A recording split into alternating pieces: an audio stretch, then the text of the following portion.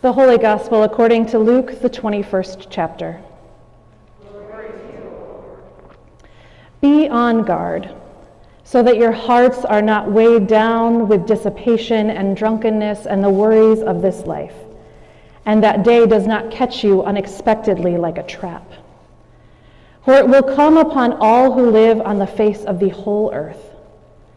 Be alert at all times, praying that you may have the strength to escape all these things that will take place and to stand before the Son of Man. Every day, Jesus was teaching in the temple, and at night he would go out and spend the night on the Mount of Olives, as it was called. And all the people would get up early in the morning to listen to him in the temple. Now the festival of unleavened bread, which is called the Passover, was near. The chief priests and scribes were looking for a way to put Jesus to death, for they were afraid of the people.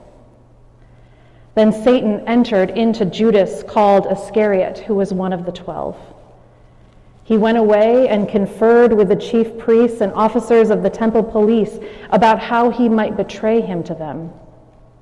They were greatly pleased and agreed to give him money. So he consented and began to look for an opportunity to betray Jesus to them when no crowd was present. The Gospel of the Lord. You may be seated.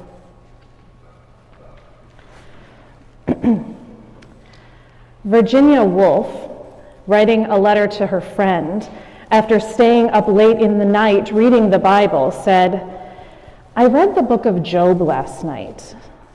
I don't think God comes out too well in it." She's not wrong. It feels like a pretty fair reading of even this first chapter of the book of Job. This book has been used to bludgeon the suffering into pushing down and pushing aside their grief and tears, because what is more important than suffering is making sure one does not falter in faith when suffering arrives. Or so goes one reading of this text. But in this season of Lent, when suffering seems so closely present, when we read a preview of Jesus' betrayal at the hand of his friend, perhaps a look closer at suffering and what we might find here about our own lives and the life of the world around us is warranted. I don't quite know, when I try to think about it logically, how I became a pastor and now a pastoral theologian here at LSTC. It isn't as if I took an interest assessment in high school that told me, maybe a life in the church would work for you. You seem to really excel at standing on the edge of the abyss of suffering, holding hands at the bedside of one who is dying too early of cancer, speaking a word when there is no word of comfort after loss to suicide, showing up when everything that once was stable has fallen apart. No one tells you that you should consider that you might be good at loss and grief. But for all of you that are gathered here, in this project of theological education, of being able to say something about God, I wonder if you are a lot like me. And if you were to take an interest assessment, it might say, you have a high level of aptitude to show up for suffering. I feel as if I like people who know suffering the best. Hear me now. I don't like suffering. I don't wish suffering on anyone. I don't revel in suffering, but those who have suffered, it is perhaps like calling to like. When we can see something in one another that is hard-won, we are familiar with eyes that know the grit of what lays on the other side of tears. We can hold laughter and animal cries of pain in our mouths. People who know suffering get Lent. As Kate Bowler says, it is the one season in the church year where we all tell each other we are on the losing team. We're all practicing in these 40 days our finitude and our grief. We're all staring at the cross and holding the truth in our arms. You can't run from suffering in Lent, because in Lent we suggest that suffering might be a teacher. It might sometimes even be a friend, sometimes an unwelcome guest, and yet here with all of us who suffer. Job doesn't come up very often in our lectionary. This book might most commonly be used as a text in pastoral care classes, when we pull it out to remind future pastors that Job's friends get a few things right, but even more things wrong.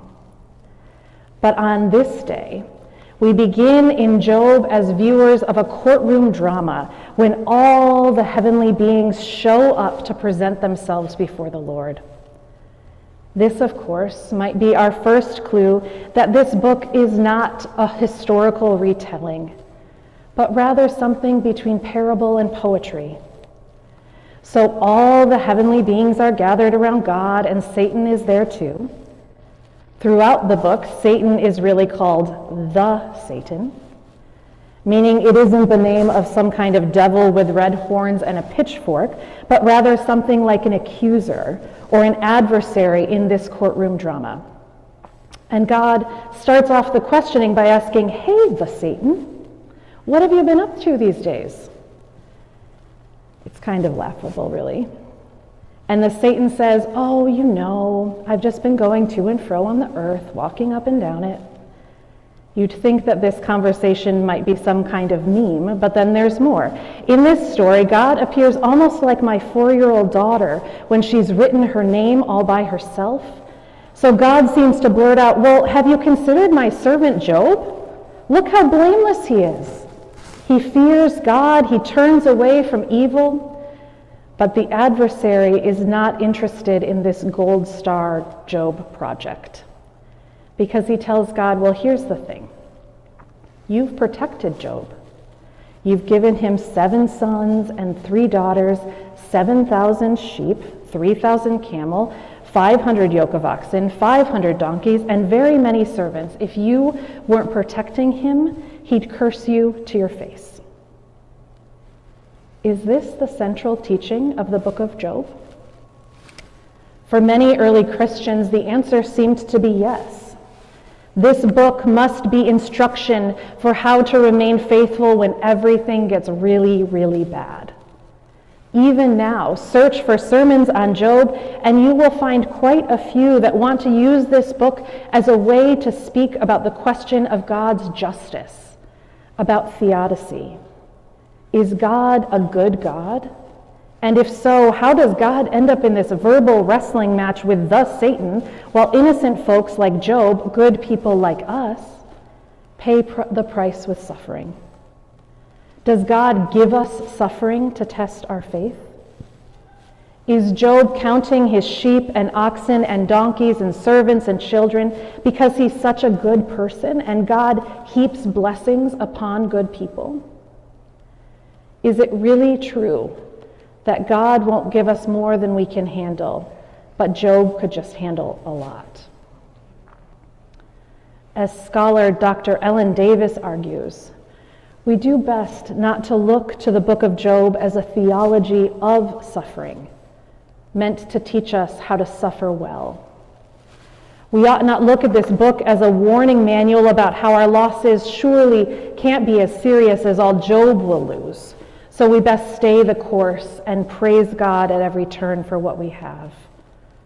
What we most learn from Job is the theology of a sufferer, authoritative speech about God that comes from lips that are taut with anguish. A theology of suffering is observation, something we encounter from the outside, but Job is an inside job. A theology of a sufferer, where the one who suffers is our teacher, not an object of our care. The sufferer is one who knows something about God that only pain and anguish can teach, a mystery that is known only by those who have wept on their knees. And so we get a picture of just the beginning of what Job will lose, and it's already too much. Those servants and animals that kept his belly full and his house humming, they're gone, wiped out and plundered by the Sabians. The sheep that gave them warm clothes and soft places to lay their heads, fire falls from the sky and they're gone too. Those children, the 7 sons and 3 daughters, a great wind comes while they eat and drink, and in an instant, his legacy, even his legacy, his children, gone.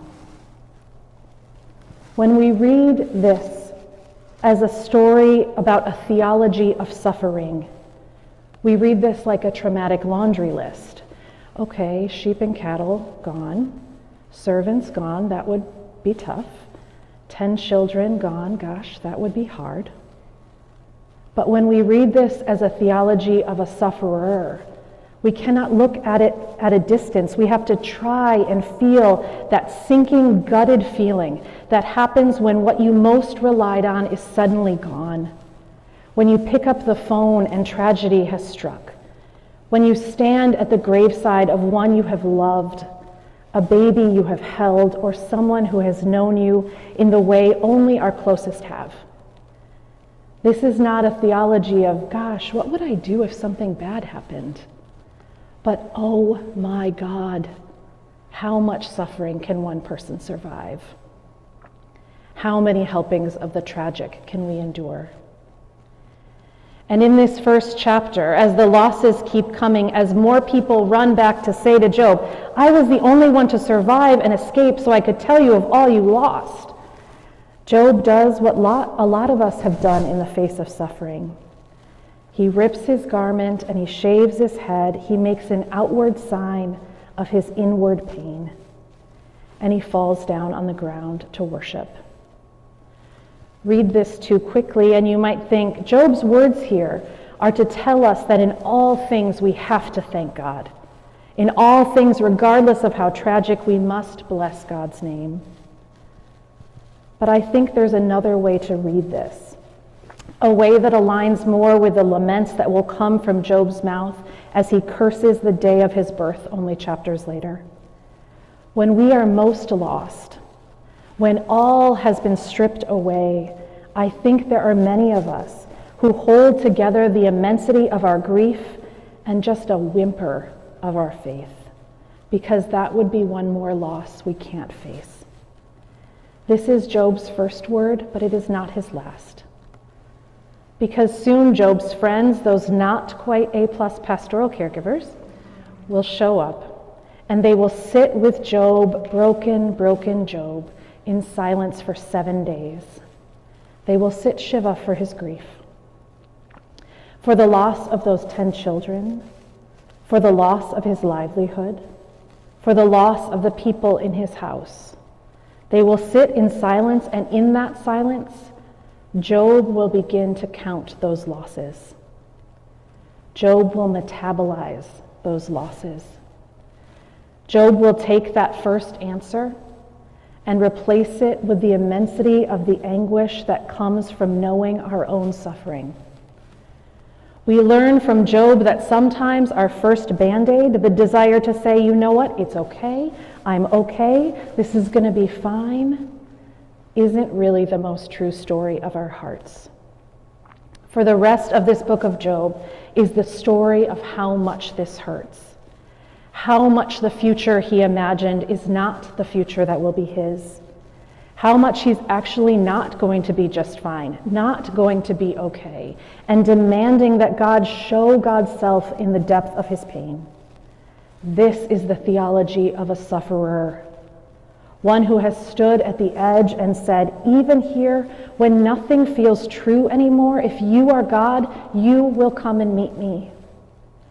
Job reminds us that it is not in the repetition of how okay we are or will be, but in the real accounting of our losses that the space to see God in that loss is finally open to us.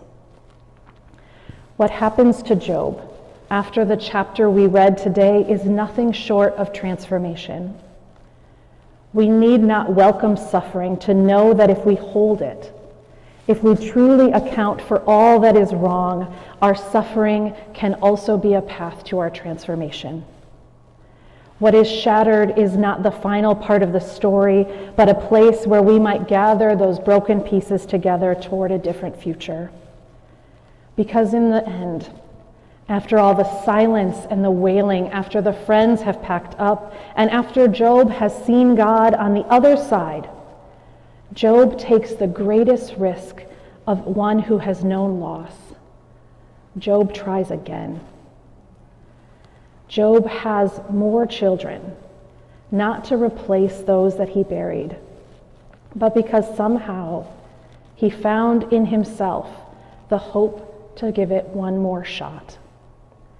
But Job is different this time, again, as Dr. Ellen Davis suggests, because in this last chapter of Job, in the bookend to the loss that we read for today, the book of Job tells us that Job named his new daughters, roughly translated dove and cinnamon and horn of eyeshadow.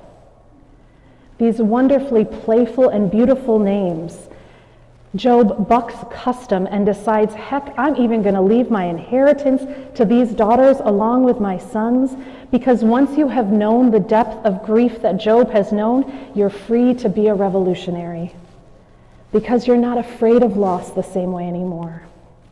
You can love and bestow inheritance with reckless abandon, because the theology of a sufferer tells us that we don't have to give a rip about the rules that don't keep us safe anyway. I know that some of you may be holding suffering in your trembling hands right now, and that some of you may feel overwhelmed by the suffering of this world, by pandemics and loss, by death and illness, by wars and rumors of wars. It would be false for me to tell you that this Lent our practice ought to be blessing the name of God, no matter how hard and scary this life feels, no matter how many broken dreams are laying in pieces around us.